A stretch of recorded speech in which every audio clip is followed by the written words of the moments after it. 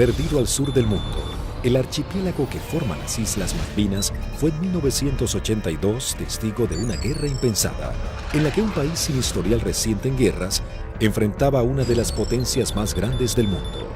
Las batallas se llevaron en tierra, en el mar y en el aire. El mundo se llevó varias sorpresas, pero definitivamente la batalla aérea se llevó gran parte de las miradas. Las arriesgadas maniobras de la aviación argentina y los inéditos modos de ataque hicieron que luego de esta guerra los protocolos de defensa naval cambiaran para siempre. 1982 Malvinas, la guerra desde el aire. Por 150 años los reclamos se realizaron de forma pacífica y diplomática. Sin embargo, en 1982, Argentina decide recuperarlas por la fuerza. Como respuesta, Inglaterra hace zarpar a la flota más grande que enviara contra un objetivo desde la finalización de la Segunda Guerra Mundial. La Royal Navy y sus modernos Harrier enfrentarían a la aviación argentina y bombardearían objetivos terrestres en las islas. Estaba a punto de gestarse uno de los enfrentamientos más espectaculares de la aviación moderna. Los Sea Harrier y los Harrier GR-3 llegaban a la zona de conflicto con el objetivo de dominar la batalla aérea. La mayor ventaja de estos cazas es que despegan verticalmente gracias a sus toberas direccionables. A la enorme experiencia de los pilotos británicos en combates aire-aire, se sumaba que llegaban armados con el misil americano Sidewinder IM-9L, capaz de alcanzar a su blanco, aun siendo lanzado desde cualquier posición. Argentina se preparaba para enfrentar a las fuerzas de tareas británicas con diferentes aviones que había adquirido en los últimos 40 años. Si bien tecnológicamente estaba muy lejos del ejército británico, los pilotos tenían confianza en su desempeño. Había que pensar que el A4, el Skyhawk, era un avión que se compró de un diseño de la década del 50. Es un avión que la Fuerza Aérea lo compró usado en el desierto de Mojave, se le hizo el overhaul y se trajo a la Argentina. Voló aproximadamente 140.000 horas antes de la Guerra de Malvinas, o por ahí. O sea que es un avión que tuvimos muchísima experiencia. La flota de la Fuerza Aérea Argentina estaba compuesta por las máquinas que para el momento eran antiguas. En 1955 había iniciado un plan de renovación de sus cazas y bombarderos pesados. Los primeros que habían llegado al país luego de implementar esta política fueron los bombarderos Canberra, que para aquel momento contaban con un sistema de armas de vanguardia. Y en Inglaterra surgió una polémica, pues había algún sector que quería vender y tener a Argentina como un cliente de equipo militar, operaciones comerciales que eran muy rentables, muy redituables, pero un sector del Foreign Office se opuso terminantemente porque consideraban que ese era un riesgo y que la Argentina, con aviones como el Canberra, podía o estaría en condiciones de intentar ocupar las posesiones inglesas en el Atlántico Sur y en la Antártida, básicamente las Islas Malvinas, ya en el año 55. La mayoría llevábamos muchos años en la unidad, habíamos tenido un adiestramiento muy bueno, muy adecuado. Para nosotros esto era como participar en uno de los tantos ejercicios que se hacían, ¿no es cierto?, en esa época, y se simulaban operaciones reales, con lo cual teníamos un adiestramiento muy bueno y aparte un conocimiento mutuo entre las tripulaciones muy bueno, ¿no es cierto?, y aparte un espíritu realmente que... En la década de los 60, la Fuerza Aérea adquiere el cazabombardero A4 Skyhawk de manufactura americana. La Fuerza Aérea Argentina comenzó a recibir sus primeros A4 en 1966 y en 1974 se adquirió un nuevo lote de 25 Skyhawks A4C. La Fuerza Aérea Argentina también contaba con un avión de combate de fabricación nacional, IA-58 Pucará. Una docena de cazas a reacción Mirage 3 que habían sido adquiridos con la finalidad de proveer defensa aérea a la ciudad de Buenos Aires también estaban al servicio de las batallas aéreas. 39 aviones Dagger de origen israelí, su principal función era la cobertura aérea y el bombardero. En 1972, la aviación naval argentina adquirió un lote de 16 Skyhawks A4Q, que fueron destinados a la tercera escuadrilla de caza y ataque con asiento en la base aeronaval de Comandante Espora. La tercera de caza y ataque con Skyhawk había desarrollado numerosas técnicas o tácticas propias para atacar naves a mar abierto. Era una unidad desde ese punto de vista muy experimentada y reconocida inclusive por su capacidad. Estos Skyhawks, a diferencia del A4B y C, se caracterizaban por ser un sistema de armas capaz de operar desde el portaaviones argentino 25 de mayo. Pero para finales de 1981, los veteranos Skyhawks habían llegado al límite de la vida útil y la escuadrilla estaba a punto de pasar a retiro. Estaba pasando la escuadrilla por uno de sus peores momentos de la historia. Mejor dicho, el peor momento de la historia. 7 de los 10 aviones que contaba la escuadrilla estaban fisurados. Y eso significaba el cambio de las alas para poder seguir volando con seguridad. Algunos se pudieron cambiar, 2 de ellos se cambiaron el ala, pero los otros, los menos afectados, volaron con el larguero fisurado durante todo el conflicto. Y con respecto a los cohetes eyectores de asiento, también se ordenó que mientras durasen las operaciones no se iban a considerar vencidos esos cohetes, así que volamos con los cohetes de eyección vencida. Así que el material nos encontraba a principios del 82 con solamente 3 aviones en servicio y que podían volar gracias a que la Fuerza Aérea nos había facilitado en préstamo 3 cohetes eyectores de asiento. Eso sumado a las falencias que ya se veían arrastrando de a tiempo, como los cañones de 20 milímetros que se trababan y que nunca fueron cambiados como pedíamos por los cañones DEFA de 30 milímetros que tanto éxito habían tenido los israelíes con su incorporación. Siempre tuvo apoyo la escuadrilla, pero llegaba un momento de transición. La incorporación de los aviones superestandar significaba que se iba a dejar de operar este sistema de armas, donde una escuadrilla que se estaba formando recibía todo el apoyo y la otra escuadrilla que estaba cerrándose de alguna manera. Finalmente, la Armada Argentina acababa de adquirir una nueva tecnología francesa, el cazabombardero embarcado Super Étendard, capaz de lanzar el misil AM-39 Exocet concebido para ataques a unidades de superficie. La segunda escuadrilla de ataque, aeronaval de caza y ataque equipada con Super Étendard, era una unidad de elite de alta tecnología, pero que recién estaba recibiendo sus aviones y tenía como tarea desarrollar y aprender a utilizar este arma que era muy potente y que no tenía equivalente en la región. También se contaba con un lote de cazas a reacción Air Macchi 326GB y Air Macchi 339, que tenían la capacidad de poder operar en terrenos desfavorables y pistas cortas. La Operación Rosario, cuyo objetivo fue recuperar el control argentino en las Islas Malvinas, se llevó a cabo en las primeras horas del 2 de abril de 1982. Un grupo de comandos anfibios de la Armada Argentina desembarcó en las islas, redujo a la pequeña guarnición británica y tomó posesión del gobierno.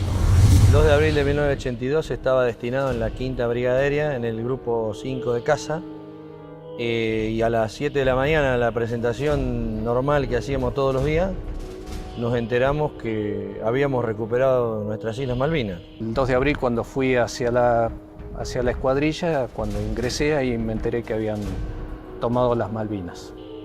Una sensación de incertidumbre. Así que me encontraba de oficial de guardia y en ese momento recibo la noticia de la toma de Malvinas. Me tomó totalmente de sorpresa.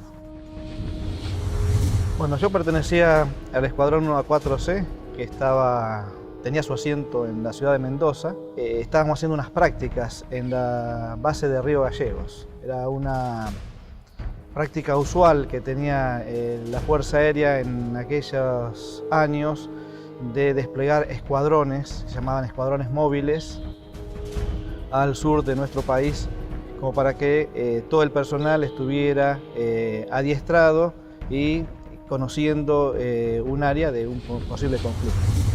A partir de ese momento nos preparémonos para lo peor. Tras el estupor mundial y el fracaso en las negociaciones, el gobierno de Margaret Thatcher envía su flota al sur de Sudamérica. La Fuerza de Tareas Británicas estaban compuestas por diversas unidades de combate, portaaviones, destructores, fragatas misilísticas, submarinos, buques de asalto, logísticos y de desembarco. Sorprendentemente y ante la incrédula mirada del mundo entero, Argentina se preparaba para enfrentar militarmente a una de las potencias más grandes del planeta.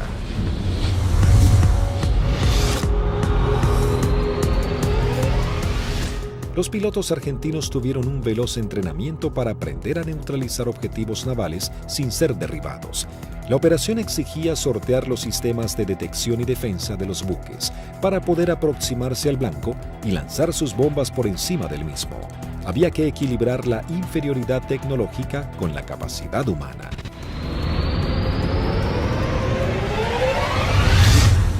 Empezamos a buscar la forma de suplir todas las deficiencias que en ese momento contaba el medio aéreo nuestro, que era la 4 Skyhawk. Y obviamente no teníamos contramedidas electrónicas para afectar tanto los radares como los lanzadores que poseían los británicos.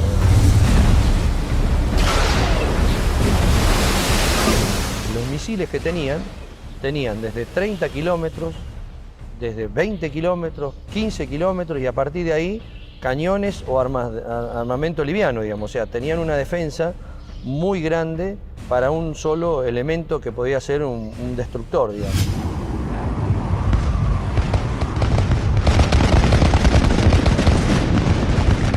Entonces determinamos, con ayuda también de la Universidad del Sur, cuáles eran los niveles de vuelo que teníamos que realizar para poder volar bajo el lóbulo y no ser detectados por el radar. Eso nos dio a qué altura teníamos que estar en función de la distancia a donde podíamos encontrar el blanco. Y en la última parte, ya desde unos 50 kilómetros del blanco, teníamos que volar por debajo de los 15 metros, bastante pegados al agua, para no ser detectados por ese lóbulo. Dentro de los 20 kilómetros ya nos tomaba.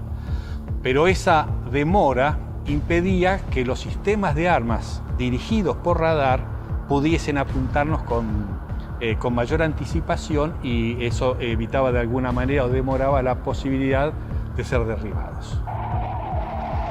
Los aviones debían volar a escasos metros del suelo, no más de 10 metros a velocidades que oscilaban entre los 900 y 1000 kilómetros por hora. La mayoría no poseía radares y las comunicaciones debían ser mínimas para evitar ser detectados. Las maniobras eran realmente arriesgadas, pero parecía ser la única forma de poder enfrentar a la moderna flota británica. El adiestramiento de vuelo rasante era complejo y arriesgado. En el mar no había ninguna referencia visual de la altura en que se encontraba. Los A4B y A4C no contaban con un radioaltímetro, instrumento fundamental que mide la altura en la que se encuentra el avión con respecto a la superficie del suelo. El instinto y el oficio pasaron a ser herramientas vitales para los pilotos. Durante la práctica le tratábamos de decir al guía que volara más bajo, hasta tanto perdiéramos la vista del horizonte mar y ya empezaba a entrar en el efecto suelo del mar, digamos, empezaba a cabalgar sobre la turbulencia que producía el aire, digamos, cerca del mar. El armamento que utilizaba la Fuerza Aérea estaba compuesto por diferentes bombas antiguas, paradójicamente de origen británico. Y nosotros usábamos una bomba inglesa, la ANM65A1, de 1000 libras, una bomba de Labro Lincoln, inglesa, de demolición de manzanas, que la devolvimos con muchísimo cariño y sin costo, como decía alguno. Paralelamente a los entrenamientos y mientras la flota británica se acercaba más y más, la Armada comenzaba una carrera contra el tiempo intentando de poner en servicio 8 de sus Skyhawks. También los técnicos buscaban poner en funcionamiento los escasos misiles Exocet que habían llegado al país antes del retiro francés. Hasta ese momento, esta tecnología solo había sido probada en polígonos de tiro por sus fabricantes. Nos dan la orden de la posibilidad de poner a punto el diálogo entre lo que era el sistema nuevo del Super estándar con el misil M39. Cuando conectamos todo aquí en el país, el sistema no funcionaba porque era un avión con un corazón de la época del 80 con las valijas de test que eran de la época del 70. Había ingenieros que se dedicaban a desglosar todo lo que era la parte matemática, cómo traspasar distintas informaciones, y algunas de las cosas también se hicieron por ensayo y error. Se iba buscando como un candado a combinación, ¿no? Se iba buscando número por número hasta llegar al número ideal que el misil pueda leer la información del avión. Y bueno, eso nos llevó un tiempo, hasta que un día la valija que reemplazaba al misil nos da que el misil había salido y que todos los parámetros que habíamos colocado estaban incorrectos. Eso ya nos daba un alto porcentaje de seguridad de que el misil por lo menos recibía la información correcta.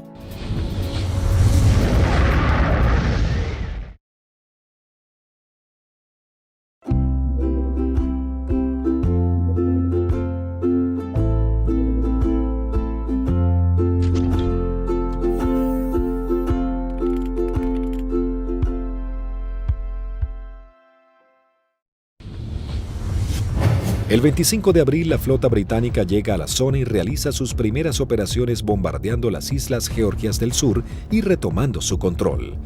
5 días después, el 1 de mayo, tiene lugar el inicio de los enfrentamientos en las Islas Malvinas y comienza la batalla aérea. 2 bombarderos Avro Vulcan británicos despegaron de las Islas Ascensión con la intención de dejar fuera de servicio la pista de Puerto Argentino. Al enterarse de la noticia en los aeródromos de Río Gallegos, Río Grande y San Julián, las secciones interceptoras se preparan para entrar en acción. 2 Dagger de la primera sección de Río Gallegos regresan al continente sin haber encontrado ningún objetivo. Una segunda sección de Dagger de la base de Río Grande es la primera en hacer contacto con aviones Harrier británicos. Al despegar hicieron contacto con el radar Malvinas, operado por la Fuerza Aérea Argentina. Con un alcance de 300 kilómetros a la redonda, se convertía en los ojos de los pilotos. A través de ellos podían saber qué aeronaves había en el teatro de operaciones.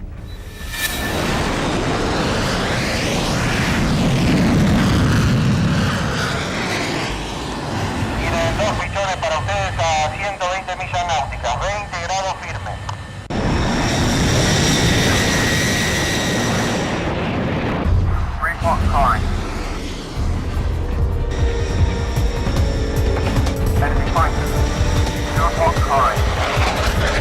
Los veo ahora los 4 juntos y no los puedo diferenciar, repito, no los puedo diferenciar. Los 4 interceptores comienzan a dar giros buscándose unos a otros, los argentinos con 22.000 pies y los Harrier 4.000 pies más abajo. Ahora los tienen a 9 millas de frente y a 1 milla al costado derecho.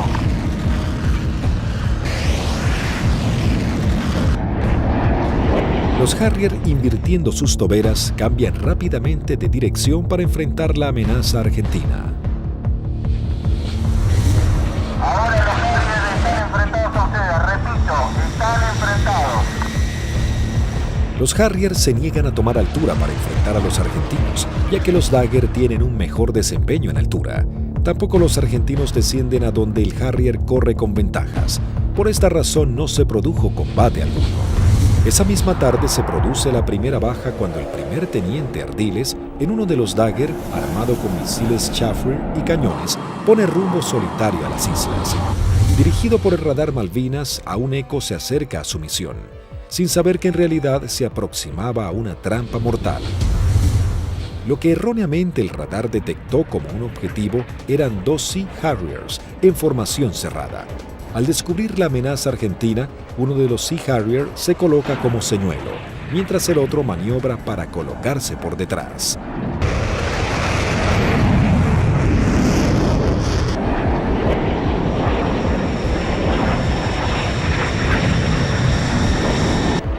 Ardiles se coloca en posición de disparo y lanza un misil Chafford que es evadido por el piloto británico. En esos segundos decisivos, el segundo Harrier logra colocarse detrás del avión de Ardiles y acciona su disparador lanzando un misil contra el Dagger. El piloto argentino no pudo eyectarse. Tras patrullar la línea de la costa, 3 Dagger de la base aérea de San Julián prosiguen hacia Puerto Argentino. Antes de llegar se encuentran frente a 3 buques británicos que están bombardeando el área. El destructor y las 2 fragatas abren fuego contra los aviones argentinos sin poder alcanzarlos. En ese momento el capitán Di Meglio lanza sus bombas sobre el destructor. Luego los Dagger inician el escape mientras una patrulla de Harrier va a su encuentro. Los aviones británicos abortan inmediatamente su ataque cuando 2 Dagger armados con misiles se interponen entre ellos y la escuadrilla para facilitar el escape de los argentinos. El 1 de mayo habían comenzado las hostilidades y ambos bandos mostraban todo su poderío y el valor de sus pilotos. Era el bautismo de fuego para la Fuerza Aérea Argentina.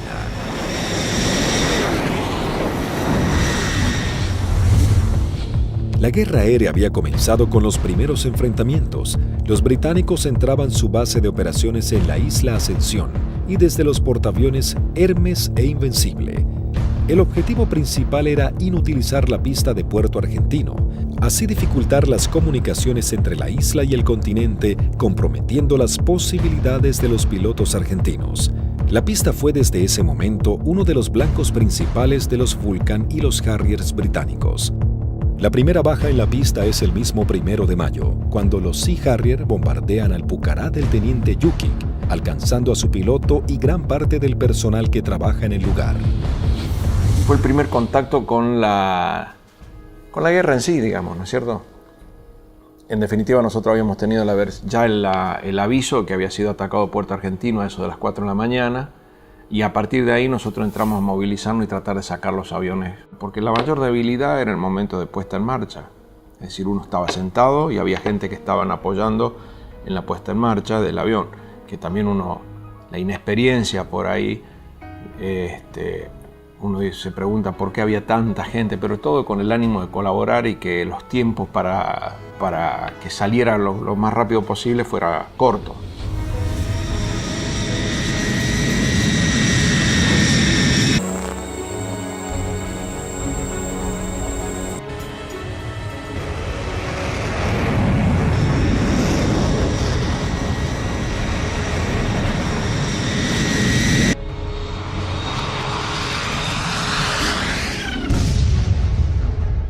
Desde armeros, de suboficiales técnicos, electricistas, todo dando vueltas alrededor del avión, que casualmente, desgraciadamente, es el avión donde impactan y casi todos ellos fallecen. A partir de allí, los arribos a Puerto Argentino eran muy arriesgados. Entonces llegamos a Puerto Argentino el 17 de mayo al atardecer. Y me sorprende cuando llegamos porque no hay nadie recibiéndonos. Aeropuerto fantasma, no había absolutamente nada. Veía el cráter, estaba lleno de esquirlas, y mientras estaba mirando eso, de pronto veo una camioneta que se empieza a acercar a la distancia de la cabecera opuesta. Para la camioneta, se baja un conscripto y me dice: corra jefe, que hay alarma roja. Y empezamos a sentir ruidos de turbinas y se aproximan 2 Harriers. Y habríamos hecho unos 30, 40 metros cuando miro a la derecha y explota una bomba en la cabecera 26, un poco más alejada, unos 100 metros de la cabecera 26. Los Harrier pasaban, hacían la PAC, la patrulla aérea de combate en San Carlos, y a la vuelta con una bomba de 1000 libras en el medio, tiraban la bomba y se volvían. O sea que la cantidad de alarmas rojas era muy abundante. El 2 de mayo, el submarino nuclear británico Conqueror hunde al crucero Ara General Belgrano. En la operación mueren 323 marinos argentinos. La guerra había comenzado de la manera más cruda para Argentina.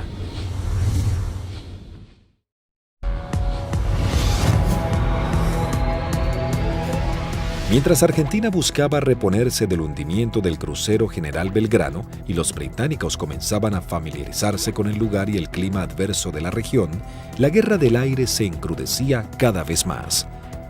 La Fuerza Aérea Argentina tenía el objetivo de diezmar lo antes posible a la flota británica y defender los objetivos en la isla que eran constantemente atacados. Los Harrier buscaban detener la acción de los pilotos argentinos y anular la comunicación entre el continente y Malvinas. La aviación naval contaba con que los servicios británicos de inteligencia habían descartado el uso del misil Exocet después de que el personal técnico francés se retirara de Argentina al inicio del conflicto. Por lo tanto, era una carta secreta con la que contaba Argentina. Tras semanas de arduas tareas, los técnicos navales logran hacer funcionar el misil.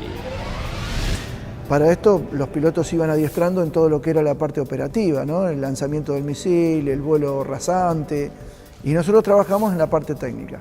Una vez logradas las dos combinaciones, se le dio el ok que la escuadrilla estaba en condiciones de lanzar los misiles AM-39.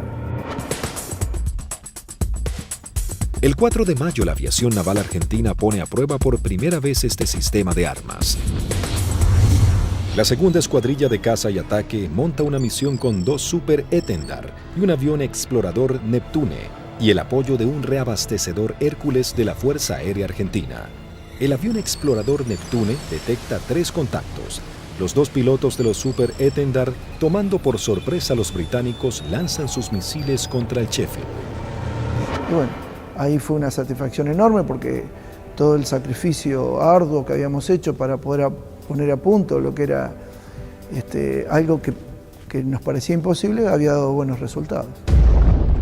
La aviación naval argentina lograba hundir el primer buque británico y se convertía en pionera en la utilización de esta tecnología. El extremo entrenamiento comenzaba dando esperanzas a los pilotos argentinos. Tras días de bombardeos y cañoneos sobre los puestos argentinos en las islas, las réplicas de los soldados y los pilotos argentinos, los ingleses habían logrado interrumpir las rutas de contacto entre los puestos y la base argentina. La comida comenzaba a escasear en la vanguardia y el clima bajaba abruptamente. Los pilotos argentinos patrullaban el aire en busca del lugar exacto en el que los ingleses buscarían hacerse a tierra. Y a partir de ese 1 de mayo, a través de todas las acciones que realizó el escuadrón y los escuadrones de otros sistemas de armas,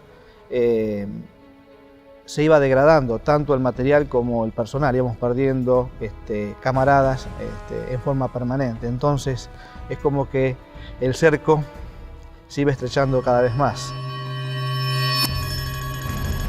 Finalmente, el 21 de mayo, comenzaba la última etapa de la guerra con el desembarco en la bahía de San Carlos. Con la colaboración del comandante Ewing Southby Taylor, quien conocía el lugar por haber prestado servicios en Malvinas, el general Jeremy Moore había decidido que ese era el lugar ideal para su desembarco. Los primeros avances de las lanchas de desembarco habían sido positivos. El lugar no estaba minado y parecía que sería un arribo relativamente sencillo. Pero con las primeras luces de la mañana, el teniente primero Carlos Daniel Esteban visualiza uno de los barcos y da aviso. Una Hermaki 339 de la aviación naval realiza un vuelo de reconocimiento por la zona.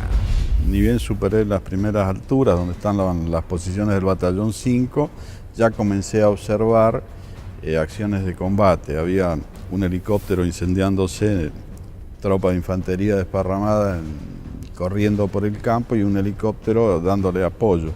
El aviador naval ingresa al estrecho de San Carlos, divisa un helicóptero en vuelo estacionario para alertar sobre posibles ataques aéreos. Me preparo para atacar ese helicóptero y ya me preparo para disparar.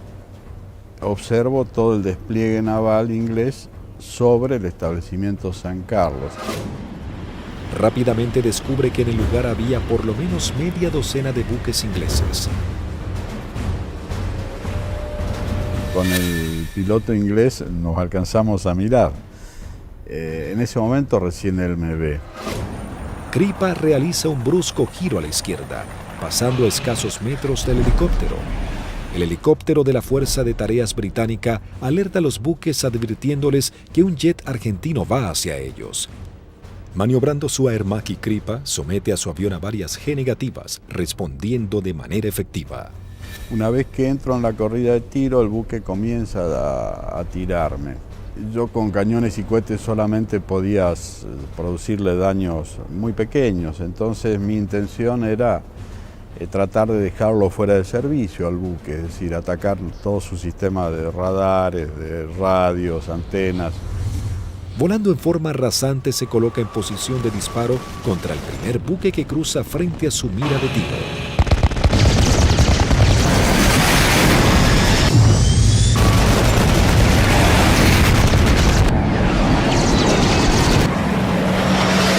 Tuve que recobrar muy fuerte mi avión con mucha fuerza para no pasar y cortar sus antenas. Una vez realizado el ataque Kripa, vuela entre medio de toda la flota británica.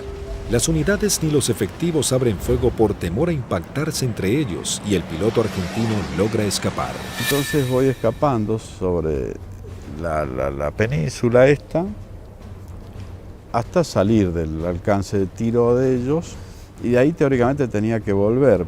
Pero pensaba que si volvía a Puerto Argentino y decía que había muchos buques, nadie iba a pensar que había la cantidad que yo había visto. Así que hice una órbita en ese lugar y en el anotador de rodilla que teníamos hice un croquis, posicionando los buques que yo vi en ese momento. Escuchamos que se aproximaba el Kripa con el avión. Yo cuando voy aproximándome pedí que fueran preparando armamento. Cortó motor y el avión seguía desplazándose cuando ya se había bajado y ahí comentó todo lo que había visto, muy a las apuradas obviamente. Me cargan en una camioneta y me llevan al comando a que yo pase la información que tenía. Tras su arribo al aeropuerto de Malvinas y pasar un informe detallado de la situación, todas las unidades aéreas de la Armada y la Fuerza Aérea Argentina se preparan para realizar ataques a los objetivos navales que se encuentran en la zona de desembarco. 30 minutos después llegó el primer ataque del continente compuesto de una formación de 6 Dagger. El objetivo es el Antrim. Una de las bombas no estalla y queda alojada en la popa de la embarcación. Así logran dejarlo fuera de combate. En este ataque también es averiada la fragata Broadsword con disparos de cañón.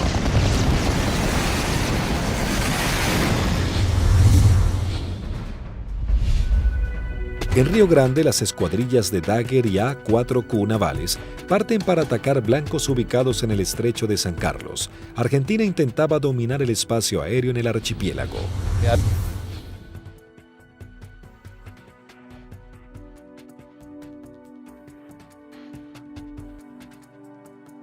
Dos secciones reforzadas. Yo salí con el teniente Márquez y el teniente Arca y el sublíder era el teniente Rótolo con el teniente Lecuri y el teniente Silvester.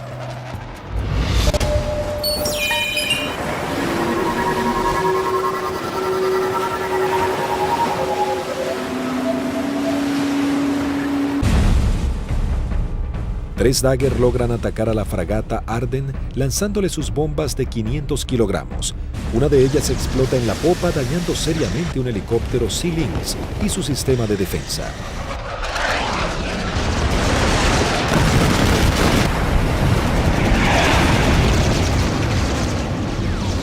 En ese instante, 3 A-4Q navales se aproximan en vuelo rasante a la bahía Ruiz Puente en búsqueda de algún blanco.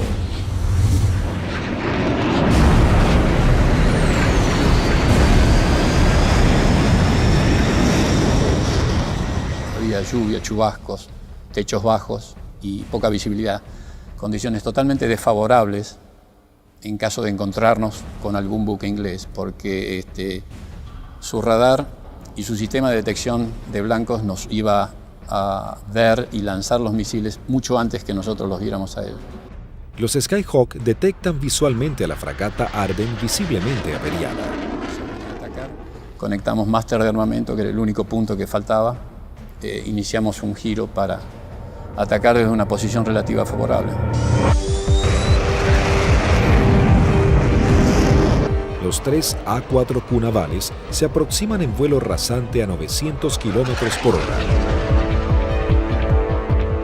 El teniente Márquez, quien vuela último, ve el impacto producido por una de las bombas de 250 kilogramos del capitán Alberto Filippi, que da de lleno en la popa, elevando una gran bola de humo y esquirlas.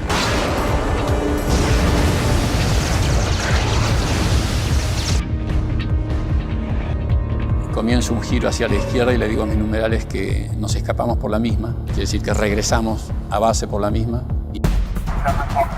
2 Harrier que habían despegado del portaaviones Hermes para patrullar el área del sur del estrecho de San Carlos ven las explosiones sobre la popa de la fragata Arden e inmediatamente se lanzan en picada para prestar apoyo. Y escucho la voz del teniente Márquez que dice Harrier, Harrier.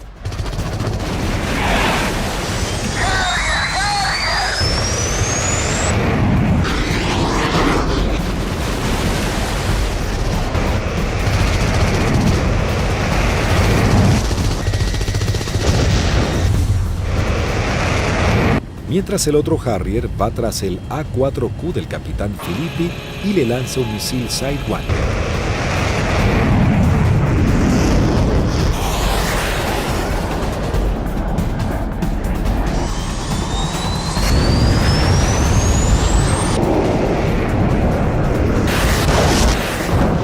En ese momento escucho una explosión muy fuerte. Se sacude todo el avión, empieza a encabritarse con la nariz hacia arriba y girando hacia la derecha. Miro hacia la derecha, estaba girando y veo un Harrier que se aproxima como para un remate demasiado cerca para mi gusto. Entonces le digo a la división, me dieron, me eyecto, estoy bien. Una fuerte explosión, un golpe muy fuerte en todo el cuerpo, me desmayo. Cuando recupero el conocimiento estaba descendiendo en paracaídas sobre el estrecho de San Carlos. El impacto fue bastante más fuerte de lo que yo me hubiera imaginado. Tuve suerte porque el mismo paracaídas, una vez que entro en el agua, se acuesta y el viento lo infla y el viento mismo me sacan de abajo del agua y me lleva hacia la costa, ¿no? En la costa, bueno, llegué, estaba realmente agotado.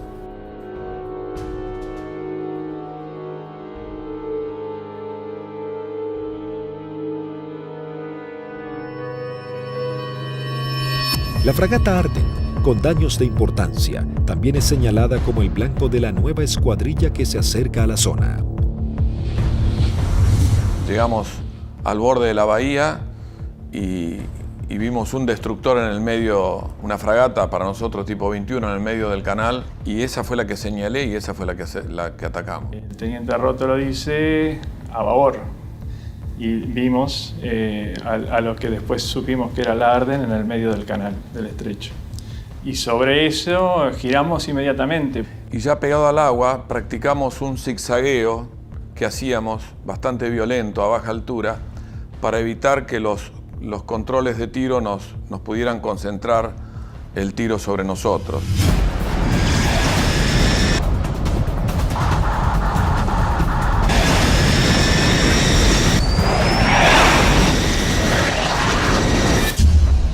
Lo que parece una eternidad antes tiene que ascender a 60 metros, 200 pies, nivelar el avión y empezar a hacer puntería si quiere que la misión sea efectiva. Yo vi que se inundaba el mar de piques y uno sigue con esa trayectoria, ya no tiene otra alternativa.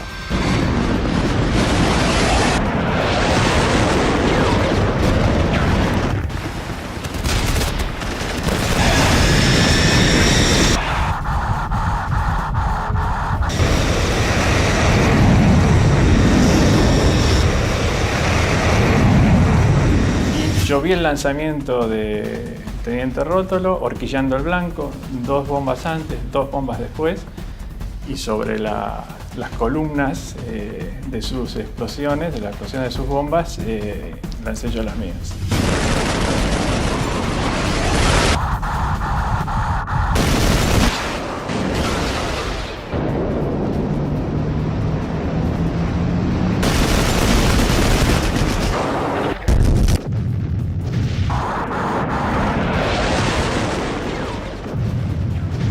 mientras lanzaba, intentaba no perderlo de vista, porque de hecho estábamos con combustible muy marginal y él tenía un equipo que yo no tenía a bordo, que era el BLF, que es un equipo de navegación y que le permitía una navegación precisa. Mi seguridad de hacer el camino más corto de regreso al aeropuerto era mantenerlo a él a la vista.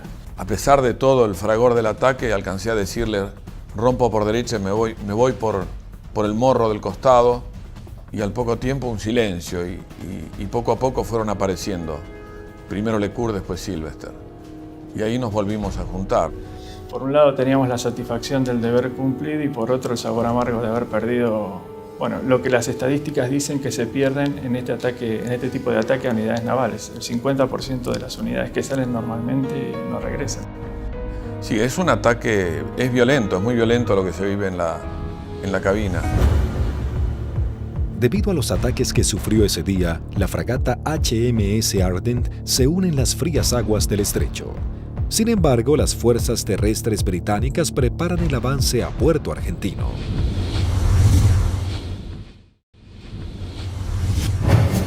Las batallas eran cada vez más encarnizadas. El ejército británico debía lidiar con las tropas argentinas apostadas en las islas, los ataques certeros de la aviación y con el clima que día a día se volvía más frío.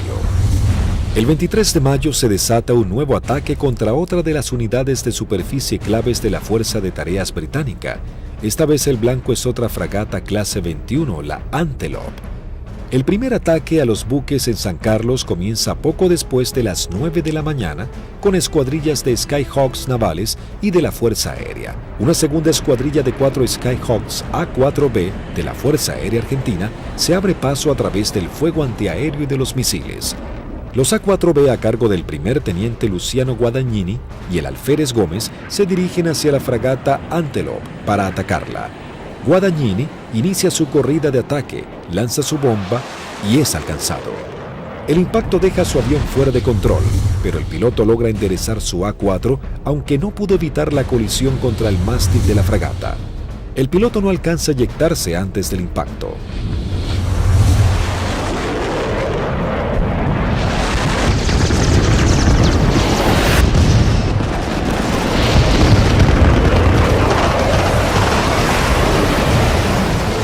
La bomba continuó su trayectoria y quedó alojada en la banda de estribor sin explotar.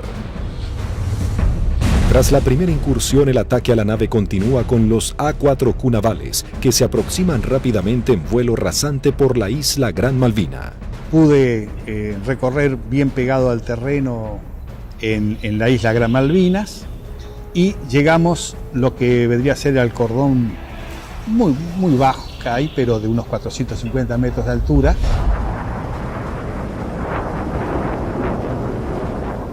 Tuve que descender para poder ir hacia la altura de lanzamiento, que son unos 100 metros, y el primer buque que vi en la bahía San Carlos era una fragata de tipo 21, tenía un helicóptero en popa, recuerdo, y me dirijo hacia ella como el primer blanco que había observado.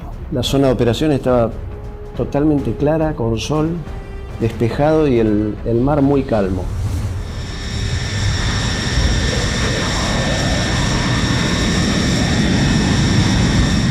Todo era como en las ejercitaciones que siempre hacíamos con flota, un buque que simulábamos el ataque, el buque que nos apuntaba, pero esta vez en vez de apuntarnos tiraba también. Inmediatamente que entramos a la bahía, empezaron a tirar y tiraban ya de tierra, se veían los fogonazos, sobre todo de la derecha y del frente.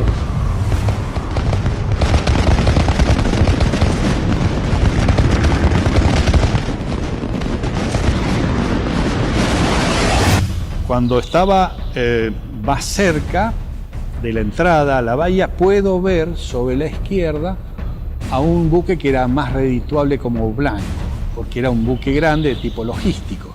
Así que cambié el arrumbamiento para seguir sobre este buque. En un momento dado quise tirar cañones porque tiraban de todos lados y salieron 2 disparos y se me trabaron los cañones. Así que me quedé con la bomba nada más.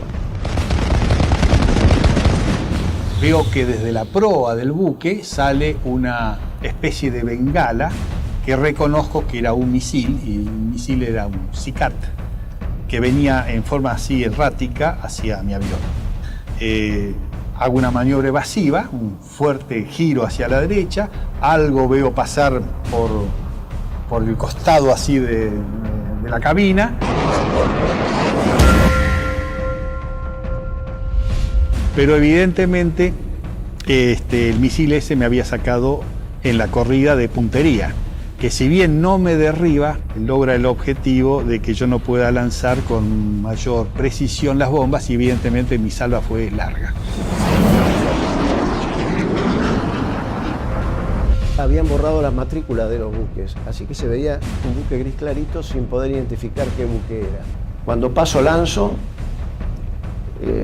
eran 2.000 libras de peso que largaba en un instante, el avión hace una cabreada, quiere subir, impido que subo, y cuando miro adelante estaban tirando de todos lados.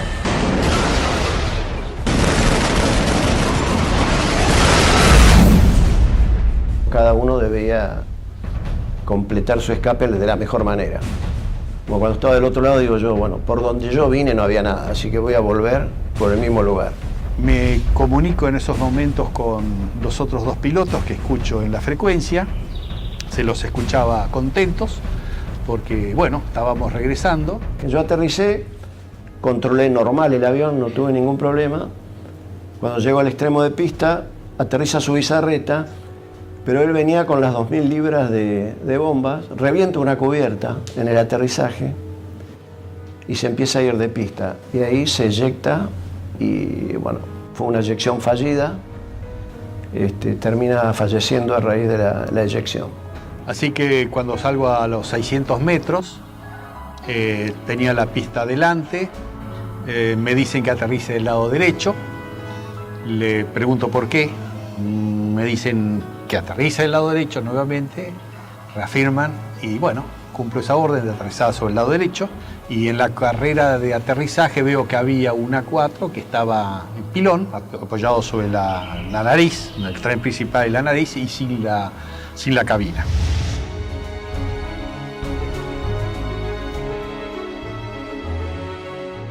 No sabíamos nada de los tres primeros y su bizarreta que acababa de morir en el aterrizaje. Aunque dañada severamente, la Antelope aún continúa a flote. Esa noche, mientras se intentaba desarmar una de las bombas, estalla. Automáticamente se produce un incendio masivo y la nave se hunde. Con los británicos en tierra, listos para marchar a Puerto Argentino, la aviación se esforzaba más y más para frustrar sus objetivos. Por las noches, los Canberra arrojan bombas pesadas para hostigar blancos en las áreas donde las tropas británicas poseen puntos fortificados de artillería, logística y puestos de mando. Se usó la táctica, digamos, del tiro a gran altura, pero auxiliado por el radar. La mayor amenaza para nosotros eran los misiles tierra-aire y las patrullas de Harrier. En la última oportunidad que tiramos sobre Monte Kent, el radar nos avisa de que se estaban acercando una patrulla de Harrier y nos fue dando las posiciones relativas, o sea, nos avisa que estaban a 25 millas, nosotros hacemos el tiro, realizamos la maniobra evasiva, a partir de allí le damos al avión la máxima velocidad posible, ¿no es cierto? Vemos que se acercan hasta 20 millas y luego empezamos a perder, digamos, a ganar distancia con respecto a los Harrier, con lo cual esa fue una amenaza concreta que no llegó a acercarse a la distancia de tiro. Con las primeras luces de la mañana del 25 de mayo, el mayor ataque de la aviación argentina comenzaba a gestarse. El almirante Woodward, jefe de la Marina Británica, previendo la situación, rápidamente despliega sus unidades para sostener los ataques. Los observadores navales argentinos mantienen actualizada la posición de los buques enemigos mientras las escuadrillas llegan a la zona. En el continente, los dos Super Étendard de la Armada Argentina preparaban los misiles AM-39 Exocet para un segundo ataque sobre la flota británica con un rumbo de acercamiento diferente para lograr una mayor efectividad.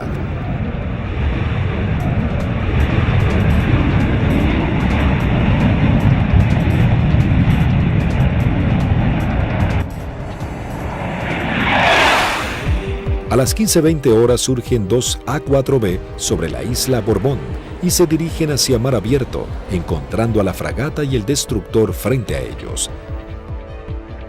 Los A4B lanzan su armamento. Una de las bombas rebota en el mar e impacta sobre el buque atravesando su cubierta de vuelo, destrozando la parte delantera de un helicóptero Sea Lynx y luego cae al agua. Los otros dos A4 se acercaban en rasante rápidamente hacia los buques. Yo iba del lado izquierdo y mi guía del lado derecho, y como no teníamos radar obviamente, el control lo hacíamos con nuestros ojos. A mí me tocaba controlar desde el frente a la izquierda y el guía del frente a la derecha, no teníamos otra alternativa, digamos.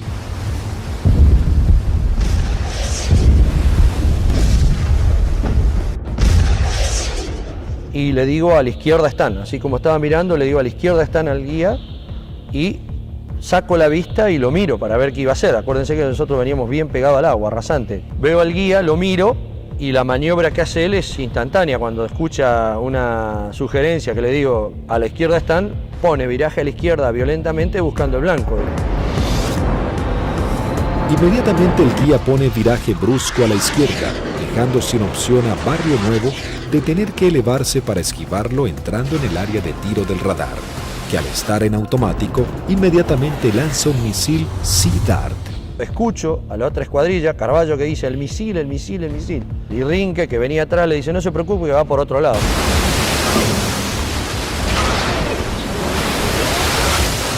Claro, no iba para ello. Salía hacia la derecha para nuestros aviones, digamos, y para mi avión. Entonces. El misil Sea Dart necesita un tiempo para nivelarse e ir tras su blanco. Como los aviones argentinos ya estaban muy cerca del blanco, lograron pasar por debajo sin que éste pueda derribarlos. Dije, bueno, ahora por tiempo no me va a alcanzar más, porque yo iba aproximadamente a 950 kilómetros por hora y el misil iba ya a 1.6, 1.8 de Mach, hasta que girara y todo, aproximadamente volaba, calculan alrededor de un minuto 10. No nos alcanzaba más, digamos.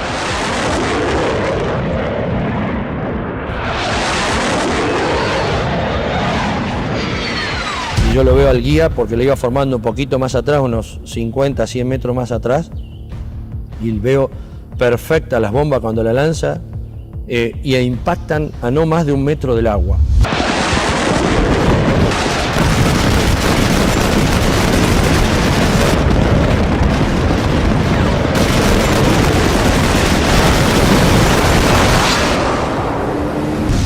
De inmediato se desata un incendio incontrolable. Corte de las comunicaciones, electricidad y pérdida completa del control de la nave. Cuando aterrizamos en Río Gallegos, estaban columnas de mecánicos, los primeros 200, 300 metros con banderas, saludándonos. Yo pensaba, mirá qué bien, estaban festejando el 25 de mayo, digo, contento que volvemos los 4 aviones, espectacular, bárbaro. Y cuando vamos a la plataforma para estacionar, vemos que hasta el jefe de escuadrón viene a recibirnos y algunos pilotos. Yo no entendía nada, y yo como era el último avión, yo no me preocupé. Y cuando bajo, el jefe de escuadrón me maltrató. ¿Qué hizo? ¿Qué hizo usted, Alfredo? Yo le digo, el avión está en servicio, le digo, puede volar, no lo rompí, no hice nada. Le digo, está bárbaro. No, pero ¿qué hizo? Y ya me agarra de la solapa, eso no me lo olvido más. Así de la campera, de lo que le quedaba del chaleco salvavidas, y le dice, ¿pero qué hizo, señor? No sé. Me despeiné en el vuelo, le digo, estoy desilustrado, no tengo ni idea. No, ¿qué hizo? Acaba de hundir un buque en 20 minutos. 19 hombres sucumben inmediatamente en el ataque y se hunde 20 minutos después de ser alcanzada. Al mismo tiempo que los A4B de la Fuerza Aérea ponen rumbo al continente, un Hércules de la Fuerza Aérea Argentina reabastece al este de las Islas Malvinas a 2 Super Étendard de la aviación naval. Ellos ya están preparados para un nuevo ataque con misiles Exocet.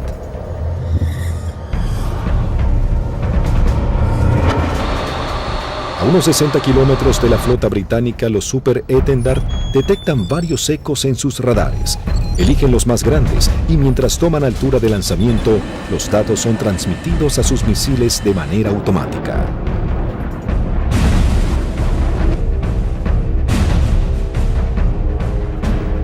Una vez en vuelo, el misil es autónomo. ya tiene los datos del objetivo cargados en su memoria y se dirige a casi el doble de la velocidad del sonido a escasos metros del agua.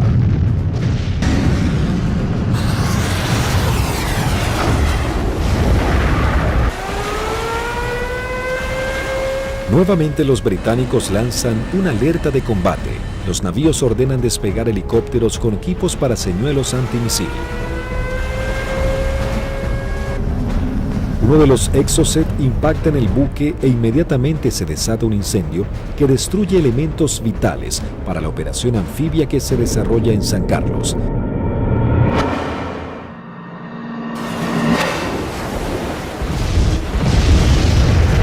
El buque es abandonado y se hunde unos días después. Si bien el daño infligido sobre la flota británica era considerable, cada vez la resistencia argentina estaba más doblegada en las islas.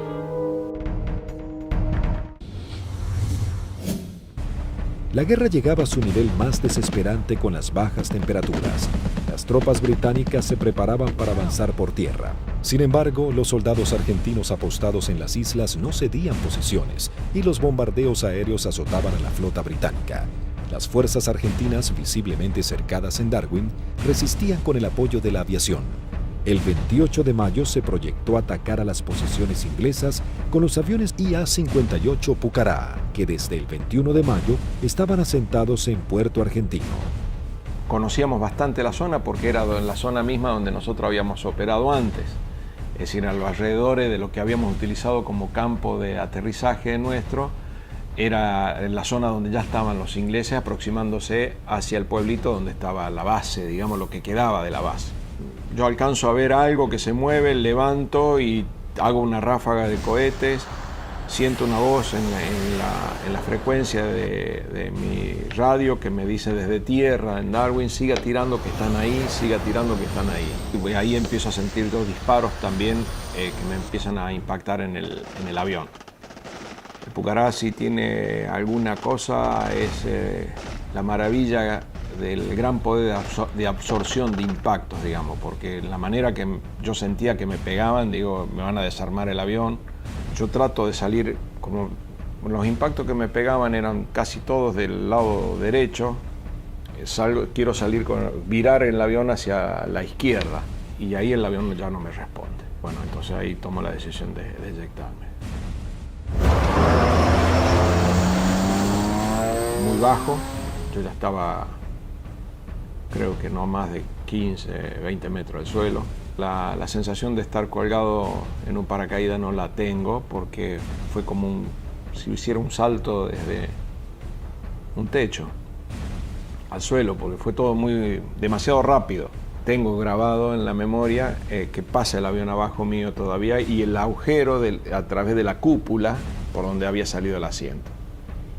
Y todavía que le siguen tirando porque se ven trazantes que van hacia el avión. No vi si el paracaídas se abrió, no sé, no supe nada. Ya me encontré en el suelo y enredado intenté salir corriendo y ahí me enredo en los cordones del paracaídas, que caigo, me vuelvo a levantar y tratándome de sacarme el paracaídas y pues ahí ya me agarran dos ingleses, me apuntan y se me acabó la historia. Con las bajas temperaturas, los plazos eran cada vez más cortos y los ingleses buscaban generar un desenlace rápido. La Fuerza de Tareas británica intenta cerrar su cerco sobre Puerto Argentino. Para lograr este cometido se organiza un desembarco anfibio apoyado de unidades navales en la zona de Puerto Fitzroy el 8 de junio. La Fuerza Aérea Argentina recibe la información del movimiento de dos buques de desembarco británicos. Rápidamente se preparan para lo que sería el día más negro de la flota. Se lanzan desde el continente dos escuadrillas de A4B, dos de M5 Dagger, listas para el ataque a objetivos navales, y una tercera armada con cañones para diversión. La primera escuadrilla de A4B divisa y bombardea el buque de desembarco Sir Galahad. También se bombardea la costa en donde los ingleses comenzaban a llegar.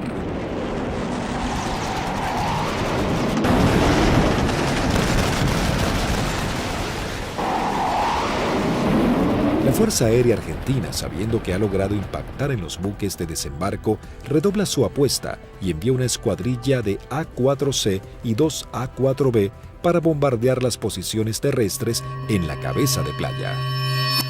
El día 8 de junio se me avisa por la mañana temprano de que, bueno, era uno de los seleccionados para que esa tarde, a través de un avión Learjet, pudiéramos volar hacia Mendoza y poder visitar a nuestras familias. Pero claro, antes de poder alcanzar esa meta había que realizar una misión, entonces todo cambia un poquito el ángulo de cómo uno está viendo esa misión. Por supuesto que nadie hablaba, ¿no? Todo en ese momento estaba muy consustanciado con sus cosas íntimas, recordando a la familia, bueno, recordando a algunos camaradas que también habían caído. Así que bueno, uno ya, ese es el último momento que uno tiene como para pensar en uno mismo y en pensar en sus familiares.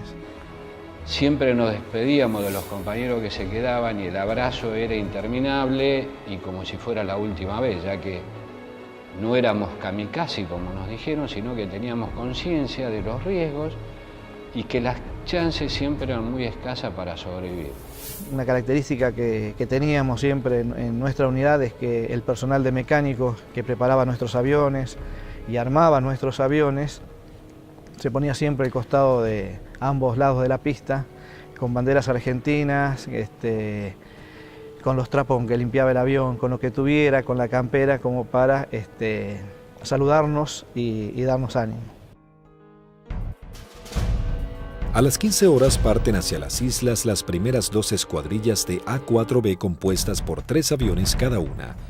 Por diferentes inconvenientes, deben regresar 2 aeronaves al continente y debido a que solo un avión cuenta con el instrumento navegador, se juntaron todos quedando una formación de 4 Skyhawks. Previo abastecimiento, llegaron hasta las islas, donde descendieron a escasos metros del mar para no ser detectados. Aquí fue la primera complicación que observé. Al hacer control de combustible antes de entrar en la zona de combate, me di cuenta que había uno de los tanques externos que no me había transferido todo el combustible de ese tanque, con lo cual ya el combustible que tenía sabía que no me iba a alcanzar para regresar al continente. Pero como estábamos muy próximos a la zona del ataque, decidí continuar. La sección ingresa a la isla Soledad con una formación escalonada sorteando la variada geografía del lugar para evitar ser detectados por los radares. Los pilotos saben que no cuentan con el factor sorpresa y que serán recibidos con un intenso fuego antiaéreo. Realmente dantesco, a pesar de que ya teníamos todos experiencia de que nos tiraran, pero era dantesco ver la cantidad de proyectiles 20 milímetros, 30 milímetros, artillería antiaérea y misiles de diversos tipos. Los A-4 sobrepasan las defensas aéreas y se dirigen rumbo a Bahía Agradable. En ese momento sucede algo inesperado para Sánchez. El numeral 4 lo sobrepasa, quedando él en 4º lugar. Inmediatamente yo traté de acelerar mi avión para volver a tomar la posición que yo tenía inicialmente en la formación. O sea, trataba de alcanzarlo a Vázquez pasándolo por la derecha. 2 Sea Harrier del Escuadrón 800 giran en círculo sobre Fitzroy. Uno de los pilotos ve aproximarse un avión en vuelo bajo desde el sudeste e inmediatamente le avisa a su compañero. En ese momento, no sé por qué razón, se me ocurrió darme vuelta a la izquierda de mi avión y mirar detrás del avión. Y lo que se veían eran impactos de proyectiles atrás de mi avión, inmediatamente en la cola, y se levantaban surtidores de aguas, varios piques detrás de mi avión. Sánchez, sin saber quién era su atacante, decide continuar con su maniobra para lograr colocarse tercero en la formación. Cuando está sobrepasando al alférez Vázquez, Bolsan, el líder, encuentra al lanchón de desembarco saliendo del seno Choi Seul. Cuando la ve, inmediatamente pone viraje y el resto de los aviones lo siguen, con lo cual los 3 aviones se me vinieron encima mío. Ninguno se había dado cuenta que yo venía tratando de ocupar mi posición, con lo cual los tuve que saltar por arriba, evitándolos, tomé altura, lo cual siempre era un riesgo, porque evitábamos tomar altura en la zona del combate porque era un tiro al pato, decíamos, de cualquier avión o cualquier buque que anduviera en la zona. Ante la atónica mirada de los pilotos británicos, los 3 Skyhawks inician su corrida-ataque hacia el lanchón. El numeral 2, teniente Juan Arraras, logra impactar de lleno la embarcación con sus bombas, ignorando la presencia de los aviones Sea Harrier. Hay algo que me llama la atención a mi derecha y a unos 500 metros veo 2 Sea Harrier a la misma altura que yo, bien formaditos, paralelos, un poquito más retrasado el segundo avión, el guía era David Morgan y el numeral Smith. El Sea Harrier lanza su primer Sidewinder hacia el avión de Arraras e inmediatamente Sánchez da la alerta. Cuando vi eso, que lanzó el misil, les doy la voz de alerta a mis compañeros, o sea, misil en el aire, 2 Sea Harrier. Arraras es impactado por un misil en su parte trasera, dejándolo fuera de control. Si bien se eyecta, no logra sobrevivir. El Harrier arremete contra el segundo A4. Tiene en su mira al avión de Vázquez. Lanza su misil impactándolo de lleno y sin que pudiera eyectarse. Realmente ese fue un momento choqueante, quedé muy choqueado porque el pensamiento era hace un instante, era un compañero mío, un amigo mío, un camarada mío, que desapareciera de esa forma. O sea, me impactó mucho, ¿no? Sin perder tiempo, el Harrier, piloteado por David Morgan, continúa su ataque contra su próximo objetivo. Las maniobras evasivas del avión del primer teniente Bolson no logran evitar el misil. Su piloto tampoco logra sobrevivir a la explosión. Y al volver a entrar en conciencia, inmediatamente fui a buscar los 2 Sea Harrier, ya que yo estaba expuesto también a recibir un ataque. No los vi donde estaban últimamente, en la última posición. Se me ocurrió mirar para arriba y ahí es que veo un Sea Harrier que empieza a hacer, baja su nariz para iniciar el ataque a donde yo estaba en ese momento posicionado. Tras el ataque, el único A4 sobreviviente, en inferioridad de condiciones para entrar en combate, decide desprenderse de todo el peso extra y emprender un escape pegado al mar acompañado de maniobras evasivas. Estaba realmente muy estresado, muy choqueado, con lo cual había cosas que estaba descuidando, entre ellas el combustible. Cuando me di cuenta, realmente no me alcanzaba para llegar, excepto a Puerto Argentino, no llegaba a ningún lado. Lo primero que hice fue tomar altura, independientemente de que anduvieran los Sea Harrier, ya no importaba mucho. Moría de una forma o iba a morir de la otra, así que... Sánchez toma altura y reduce su potencia de motor a fin de economizar el gasto de combustible, aunque queda expuesto a cualquier tipo de ataque. Mientras tanto, la sección de A4C entraba en la zona de combate atacando el personal que desembarcaba en la costa de Bahía Agradable. Ahí nos encontramos con los barcos humeando, muy próximos a la playa, y un enjambre de hombres que estaba desembarcando y que iba trasladando todos los pertrechos hacia la playa.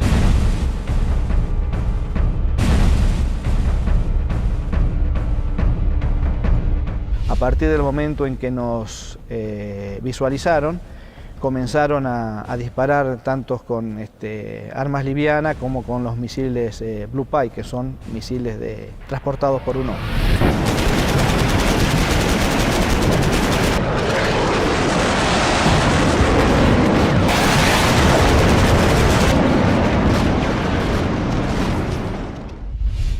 Tuve la oportunidad de esquivar 2, girando un poco el avión y poniendo pedal, tratando de evitar. Pasaron algunos por arriba y algunos por abajo.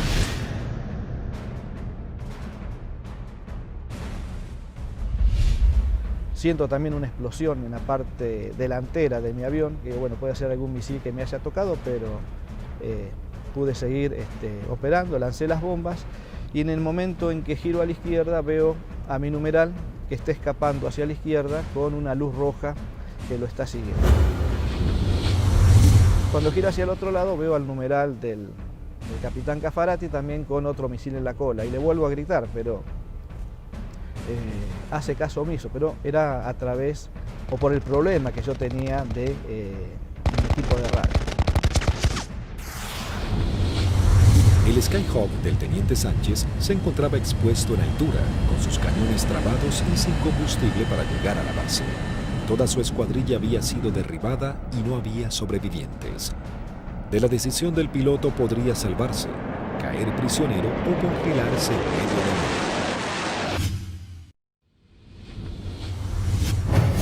Mientras tanto, en algún lugar sobre el océano Atlántico, el teniente Sánchez decide arriesgarse e ir en busca del Hércules reabastecedor, descartando la idea de regresar a las islas para eyectarse y ser tomado prisionero. Cuando vamos camino al reabastecedor, escucho la voz del momento del teniente Sánchez, el Pipi Sánchez, que había sido uno de los únicos sobrevivientes del ataque anterior. Tenía una última oportunidad si el reabastecedor, el avión Hércules, se había quedado en la zona, le quedaba una chance más. Con lo cual le hice el llamado en la frecuencia de reabastecimiento, me contestó. Las comunicaciones eran dramáticas porque yo estaba desesperado. Así que le pedí por favor que si me podía ayudar, necesitaba reunirme con él y que me diera combustible. Él me daba indicaciones de posiciones geográficas, pero yo al no tener mi equipo de a bordo, porque solamente algunos aviones lo transportaban, no tenía forma de ubicarlo geográficamente. Escuchar la voz de él en forma casi desesperada, llamando al avión Hércules reabastecedor para que lo pudiera alcanzar. La tripulación era el vicecomoro Cano y el capitán Rubik. Realmente, si le debo la vida a alguien es a ellos. Siempre digo que son mis segundos padres.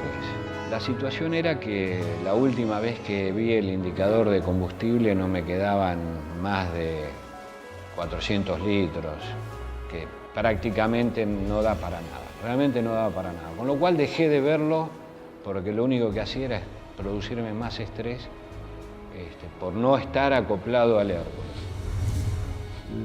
La tripulación del Hércules, en un gesto heroico, se aproxima bastante a las islas y le da la tranquilidad de decirle, quédate tranquilo, pibe, que ya estamos yendo por allá.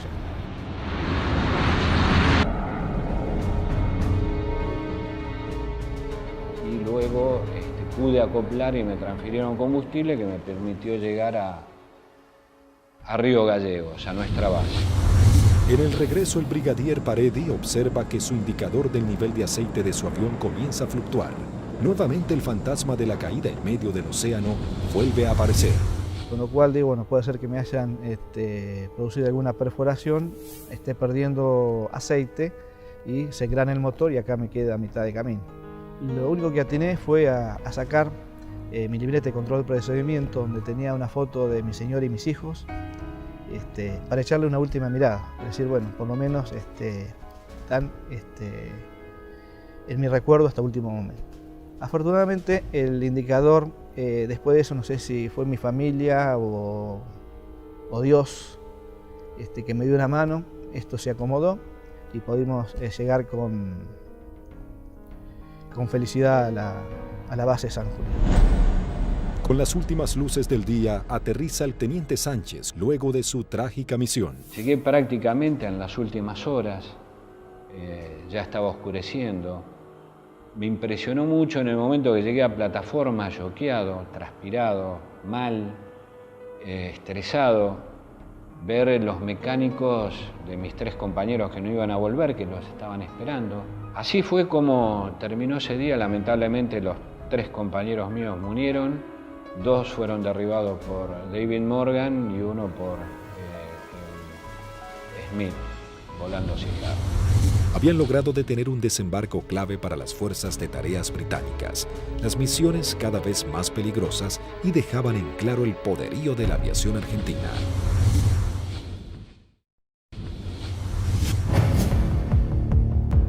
La guerra terminaba, sin embargo las misiones de la Fuerza Aérea eran cada vez más arriesgadas. El 13 de junio, a horas de finalmente firmar la dimisión argentina, comienza a tomar forma un ataque que podría haber cambiado el curso de la batalla final por las Islas Malvinas. El día 13 de junio, que fue ataque objetivo terrestre, en principio cuando comenzó el conflicto del Atlántico Sur, los pilotos teníamos cierta aprehensión a los ataques a objetivos navales, ¿no? Porque la fragata tenía de todo para defenderse. Cuando fue avanzando el conflicto y llegamos ya casi a los finales y los ingleses ya tenían buenas posiciones tomadas en tierra, realmente se complicaba el ataque a objetivo terrestre porque estaban las defensas terrestres, las aéreas y encima las navales, había que sortear todas. Pero realmente era para lo que habíamos estado preparados toda la vida y creo que esa fue una misión en la cual los ingleses estuvieron sorprendidos de cómo nosotros llegamos al corazón del Estado Mayor que estaba en Monte Dos Hermanas, al pie del Monte Dos Hermanas. 2 escuadrillas de A-4B del Grupo 5 armados con 3 bombas retardadas por paracaídas toman parte de la última misión de combate de la Fuerza Aérea Argentina. La acción es osada y peligrosa, atacar y destruir el comando del Estado Mayor británico del general Jeremy Moore, jefe de las fuerzas británicas. En esa misión volamos casi unas 350 millas, un equivalente a unos 700 kilómetros, rasante. Iban tan bajos, tan rasante, que el chorro de los aviones quedaba marcado en el agua. Entonces me resultaba más fácil seguirlos. Y ahí escuchamos al radar Malvinas, que salió en frecuencia, y preguntaba, ¿hay alguien en frecuencia? Fue la primera vez que en mucho tiempo que el jefe de escuadrilla rompió el silencio de radio, el capitán Varela, y dijo, los nenes. Muy bien, dice el radar Malvinas, yo tengo, no los tengo, pero tengo una PAC al norte, 2 aviones, etcétera, etcétera. Tengo una al sur, tengo una al oeste y tengo una al este. Le volvió a preguntar el capitán, ¿usted nos ve? El radar Malvinas le dijo, no. Entonces ellos tampoco. A las 12 horas del mediodía, las 2 escuadrillas ingresan al área de Malvinas para dirigirse a su blanco. Cuando estábamos sobrepasando el acantilado, vimos que estaba posado ahí un helicóptero, un Sea Lynx británico, que son los que lo usaban ellos como de vedores. Y yo pienso que ese helicóptero informó la posición nuestra, informó la entrada nuestra a la isla. Inmediatamente de eso el radar Malvinas empezó a dirigir al aire, dar todos los movimientos de las PAC. Todas las PAC iban concentrándose hacia el lugar de nuestra ruta. Los A-4B toman vuelo rasante máximo, en formación cerrada, pegándose contra el terreno para evadirse de los Harrier que venían a derribarlos. El jefe de escuadrilla observó un soldado inglés con su casco y su fusil que subía una colina y lo encontró de frente al avión. Evidentemente estábamos volando muy bajo. Varela iba como siguiendo el terreno, volando bajo, y por momentos se perdía de vista. Cruzamos esa pequeña loma y por delante nuestro había un campamento muy prolijo con unos shelters y una veintena de helicópteros aterrizados en ese sitio y un despliegue de gente. Los 4 Skyhawks logran sortear el terreno y llegan al corazón del Estado Mayor británico. Hasta que escucho tirar, dice Varela, tirar. Y veo ahí veo los fogonazos de los 4 bombardeos que hicieron cada uno de los aviones. Los A-4B se dirigen directamente al cuartel general y lanzan sus bombas. En medio del caos e improvisando la defensa, el general Moore escapa del ataque. pude ver el impacto de los helicópteros en marcha y el impacto de los cañones nuestros, una mancha marrón que iba pegando en cada uno de las puertas del helicóptero. Yo era la primera experiencia que tenía de haber tirado tan cerca. Incluso uno de los helicópteros despega y, digamos, nos pone el rotor de frente al avión. La segunda escuadrilla, al mando del teniente Cepeda, entra en acción realizando un segundo ataque sobre los cuarteles de mando. Cuando yo veo ese escenario, ordeno a mi escuadrilla tirar en ese lugar, ya sobrepasado el ataque de Varela, más adelante. Tiramos las bombas y bueno, vamos a salir. Yo salgo, sigo la línea de vuelo y venía un helicóptero, un Siquín, cruzando de mi derecha a izquierda. Y empecé a disparar a ojo, porque como la munición es trazante, me quedaba marcado por dónde iba la munición, entonces yo veía y movía el comando como para que barrerlo al helicóptero con la munición.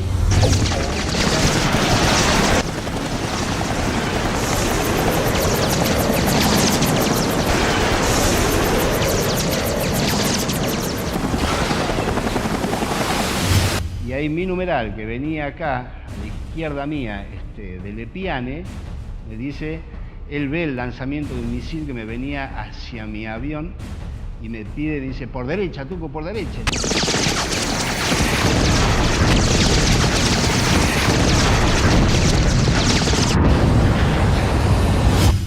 Decidimos salir en forma individual, atravesando las islas con regreso al continente por a San Julián. Los A4B emprenden su regreso al continente volando rasante. Algunos de ellos con averías deben ascender para economizar combustible. Las situaciones individuales de los pilotos se vuelven complejas. Utilizo mi avión y veo a mi derecha, abajo a mi derecha, una sombra de un avión, de un perfil de un avión. Entonces, uy, es un Harrier. Me viene siguiendo un Harrier. Entonces ahí empiezo a hacer maniobras evasivas de viraje de máxima performance, de mucha G, tanto para la izquierda como para la derecha. Izquierda para la derecha. Y cada vez que nivelaba el avión, veía que estaba la sombra. Digo, pero este Cristo no se va. Digo, ¿cómo hago para sacármelo de encima?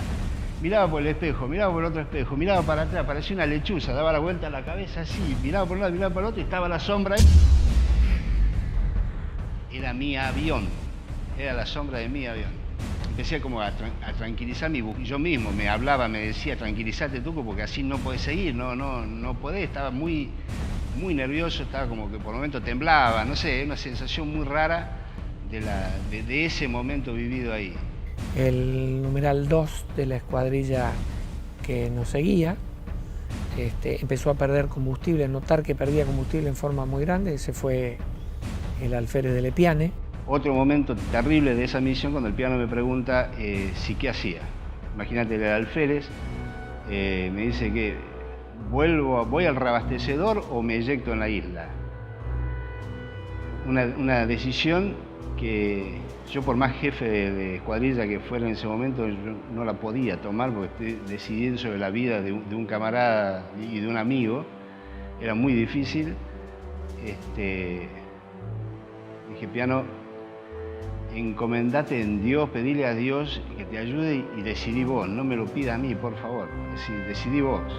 Ya sabíamos que como estaba y con las transmisiones que recibíamos no volvía al continente, entonces le pedimos al reabastecedor que lo fuera a buscar. Que él veía que a medida que se iba buscando a la coordenada donde nos canta, donde estaba el reabastecedor, él veía su indicador de combustible cada vez bajar más, me decía, tengo 500, tengo 300, tengo 200, yo decía, no llega a nada, no te busca nadie, no te rescata nadie, en medio del Atlántico no te rescata nadie. El comandante del Hércules, vicecomodoro Lee 30, escuchando los pedidos de Lepiane, decide ir hacia él aún sabiendo que puede ser derribado por misiles británicos. Ahí en ese momento el piano lo ve al Hércules, él estaba arriba del Hércules y hace el viraje y se le tira al Hércules. Pensá que era un alférez, tenía muy pocas horas de vuelo. Creo que debe haber sido el...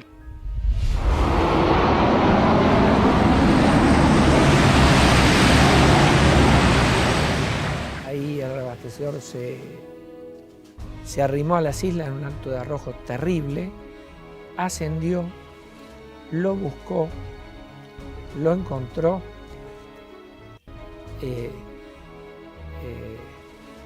reabastecieron con una pérdida de combustible muy importante en el plano, tenía un agujero que atravesaba el plano completo, o sea que todo lo que le daban, parte iba al motor y el resto iba fuera del avión, y regresamos todos sanos y salvos al continente. Todos llegamos, incluso de lesbianos.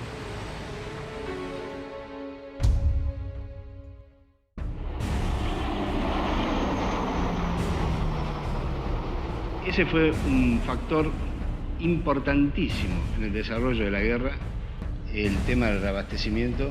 Nosotros estábamos muy compenetrados y nos entendíamos muy bien con los pilotos, las tripulaciones de Hércules, y fue uno de los secretos mejor guardados de la guerra y en la cual le dio la posibilidad de éxito a muchas misiones de la Fuerza, fue que los ingleses nunca pudieron encontrar dónde hacíamos los reabastecimientos.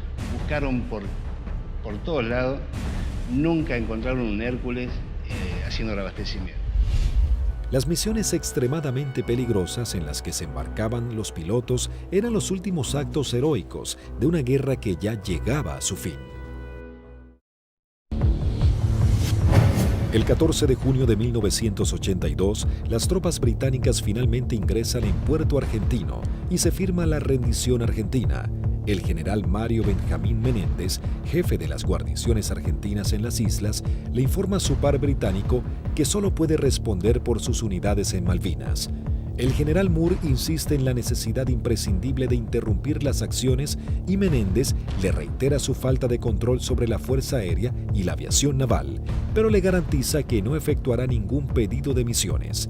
Moore comenta sus experiencias en San Carlos y Monte Kent, donde noche a noche eran bombardeados por los Canberra, y agrega que el día anterior había salvado su vida por un minuto al ser atacados por aviones A-4B. El conflicto deja a los británicos con su flota desmantelada y no es posible proseguir con las operaciones navales. En ese momento, si alguien le pone un valor en números, y un avión que no valía más de $50.000, y una fragata CL-42 valía $550 millones puesta en el puerto. O sea que si uno hace números, realmente no resiste mucho análisis. La guerra económica la ganó la Fuerza Aérea Argentina, desde ese punto de vista, ¿no? Y la Armada con sus A4, porque eran aviones viejos que nadie calculó que tenían la capacidad de hacer el daño a una de las primeras flotas del mundo. Bueno, creo que hicimos bien los deberes. Hicimos aquello para lo cual estábamos adiestrados y creo que lo hicimos bien. Yo creo que esa es la demostración más grande del profesionalismo y de la cadena que hace que ese hombre, en definitiva el último eslabón, llegue y cumpla con su objetivo. Pero hay un montón de gente atrás y que todos han demostrado ampliamente su valía y convencimiento por la fuerza y en definitiva por la nación. El escuadrón, a pesar de que tuvimos muchas bajas, tuvo el espíritu y las ganas de seguir combatiendo y defender algo que era nuestro. Lo realmente importante es el vínculo que uno genera con el camarada que va a entrar en combate junto a uno, que va a arriesgar su vida con uno y del cual va a depender de mí y yo voy a depender de él. La voluntad y el deseo de poder cumplir con la misión y cumplir con ese juramento que en algún momento hicimos cuando éramos cadetes, de defender la bandera y la patria hasta perder la vida. 36 aviadores de la Fuerza Aérea Argentina y 4 de la Aviación Naval Argentina perecieron en operaciones de combate y accidentes. Primero y fundamental, el mejor recuerdo para aquellos que dieron todo, que es fundamentalmente la vida de aquellos que no volvieron. Es el gran honor para mí de haber haber conocido héroes vivos. Eso yo creo que es el mayor honor que he tenido, que me ha permitido la vida. El conflicto de Malvinas dejó un sabor amargo, pero marcó la impecable profesionalidad de los pilotos argentinos, quienes con tecnologías claramente inferiores y algunas que ni siquiera habían sido probadas, lograron dar batalla y sorprender al mundo con maniobras y estrategias de combate que jamás se habían utilizado. Si Argentina la recupera, será por la vía diplomática, con inteligencia, con trabajo. Es como se lo explico a mis hijos. Malvinas, con toda la calma del mundo, significa la persistencia de la necesidad de recuperarlas.